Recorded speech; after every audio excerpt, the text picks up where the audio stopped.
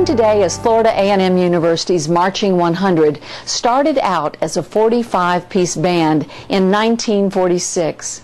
Throughout the decades, the band has grown in both size and popularity. Also, over the years, negative stories about hazing have caused the university to adopt a zero-tolerance policy on hazing. But band members and staff say that's just part of their story. In this Florida Crossroads documentary, Making of a Band, the Marching 100 explain why membership is a privilege. World renowned, undisputed, the most imitated band in the world.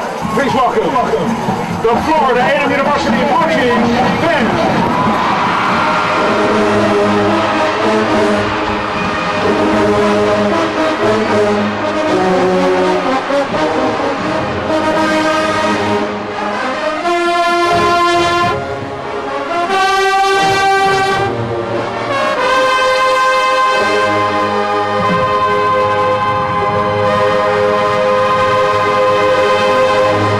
I think the thing that makes the March 100 unique is its high energy level, its attention to detail and relevance, along with variety. My name is Dr. Julian E. I serve as Director of Bands and the Chairman of the Department of Music at Florida A&M University. Just growing up and looking at these big events on TV, you would never imagine that you would actually be there. You know, it's one thing to sit at home on the couch and be like, watch the Super Bowl and watch the Grammy. Now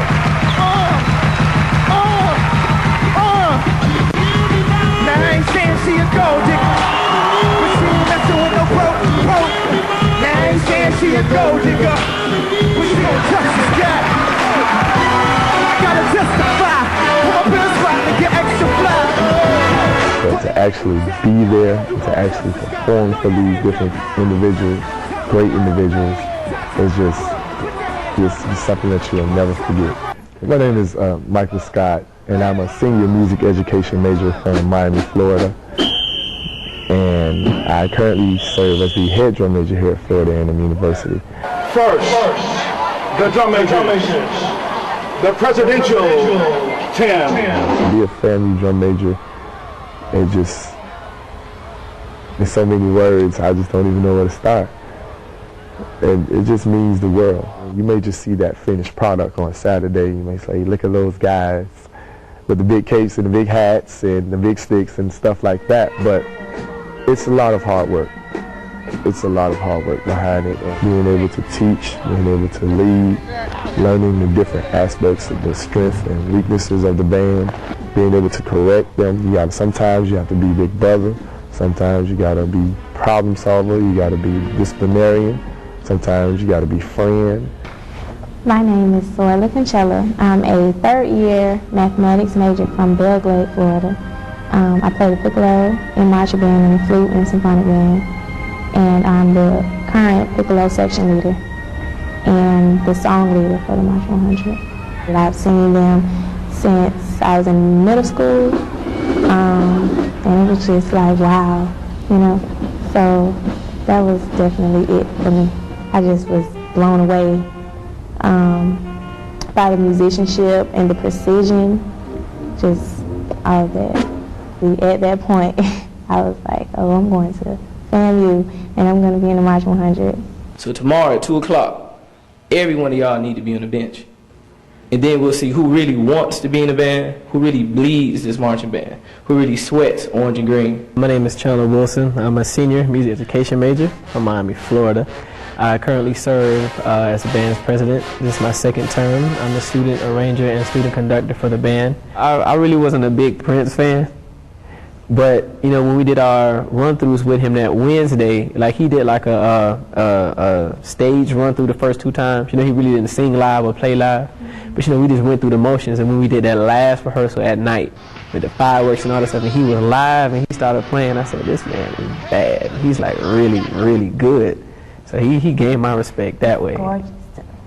Yeah, extra stuff. The Super Bowl, old Prince, you know, but then the games, the adrenaline, you know, performing in front of huge crowds of people, all of that is memorable. the trips, the experiences, practicing in the rain, just a lot of things. It's so many experiences to remember and to talk about when you get old and have kids. I wanted to be in the band because of the rich legacy that you hear about. The Florida A&M Marching 100 has been around since 1946, and they've been good since 1946. Most bands are just getting good. My name is Daniel Maynard. I'm 18 years old. I'm from Norfolk, Virginia. I'm a music education major, and I'm trying to be a part of the Marching 100. They have to have a level of proficiency in terms of technical work, the ability to just get over the instrument with clarity. In addition to that, they have to, of course, be able to play a specific amount of major scales, minor scales, and chromatic scales in order to successfully complete the audition. I had to play all my major scales. I had to play a prepared piece, something that I worked on myself. I had to play a chromatic scale, and I had to sight read.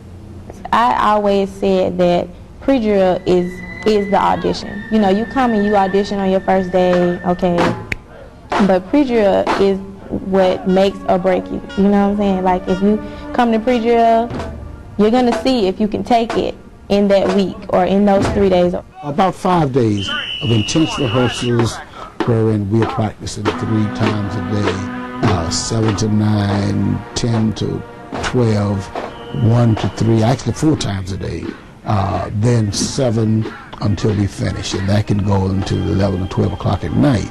The physical demands are quite high.